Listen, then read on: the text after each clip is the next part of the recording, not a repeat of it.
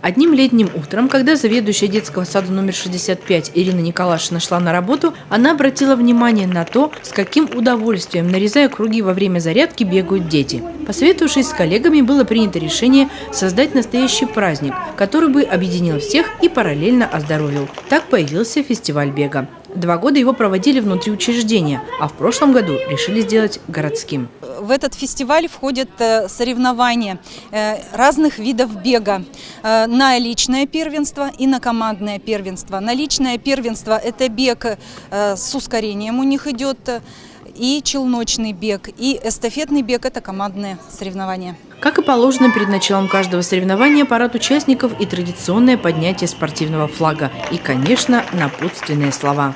Здоровье очень нужно. Ни для кого секрета нет. Что может дать всем людям спорт, поможет всем на планете добиться сказочных высот. А чтобы настроение перед соревнованиями было еще лучше, надо хорошенько размяться. Веселее это делать под ритмичную музыку и в компании. Раз, стыковка, 2, стыковка, а вокруг планеты Солнце и Луна, а вокруг планеты Солнце и Луна.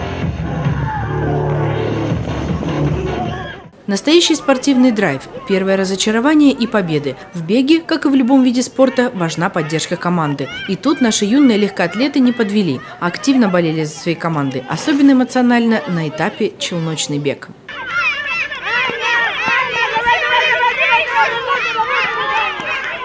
Бег полезен, особенно для растущего организма, и хорошо, что дети это понимают. Я люблю бегать, прыгать и веселиться. Я в первый раз участвую в соревнованиях. Мне нравится бегать и участвовать, и побеждать. А для чего нужно бегать? Чтобы быть сильным, мускулистым, чтобы